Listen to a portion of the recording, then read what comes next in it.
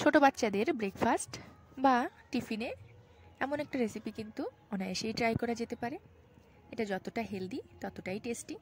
এর জন্য প্রথমেই একটা বোলে হাফ কাপ দুধ নিলাম। দুধটা আমি রুম টেম্পারেচারেই নিয়েছি। এরপর দিয়ে দিচ্ছি দুটো ডিম, সামান্য লবণ দিয়ে খুব ভালো করে একটু ফেটিয়ে নেব। এরপর এর ভিতর অ্যাড করছি কিছু ভেজিটেবল। তোমরা তোমাদের ইচ্ছা মতো ভেজিটেবল অ্যাড করতে পারো।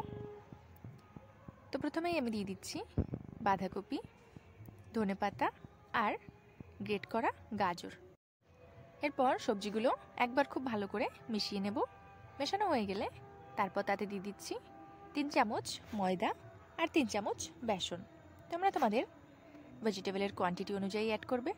এরপর হাতের সাহায্যে খুব ভালো করে একবার মেখে নিচ্ছি।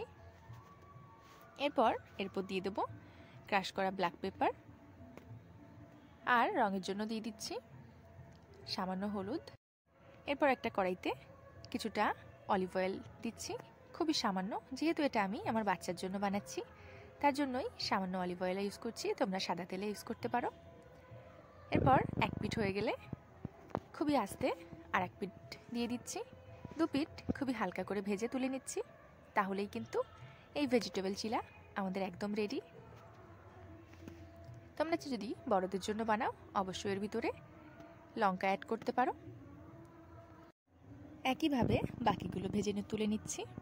তোমরা যদি ননস্টিক প্যান ব্যবহার করো তাহলে শুধু একটু তেল ব্রাশ করে নিলেই হয়ে যাবে। এটা বানাতে কিন্তু খুব বেশি তেলের দরকার হয় না।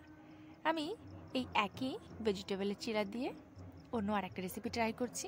এর জন্য প্রথমেই আটার তৈরি রুটি এপিট ওপিট খুব হালকা করে ছেঁকে নিয়েছি আর ভেজিটেবল চিলাটা দিয়ে রুটিটা ওর উপর দিয়ে এরপর রুটিটাও একটু ভেজে তুলে নিচ্ছি।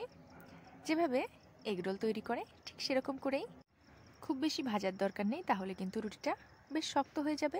আর যেহেতু এটা আমি আমার বেবির জন্য বানাচ্ছি, তো দেখো একই রকম ভেজিটেবল দিয়ে কিন্তু 2 রকম রেসিপি ট্রাই করলাম। আর এটা কিন্তু বড়দের ব্রেকফাস্ট বা টিফিনে অনায়াসেই ট্রাই করা যায়।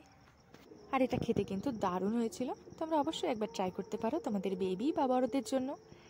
চলো তাহলে আজকের ভিডিওটা এখানেই শেষ করছি। সবাই ভালো থেকো, সুস্থ থেকো, সাবধানে থেকো। দেখা হচ্ছে পরে নতুন একটি ভিডিওতে।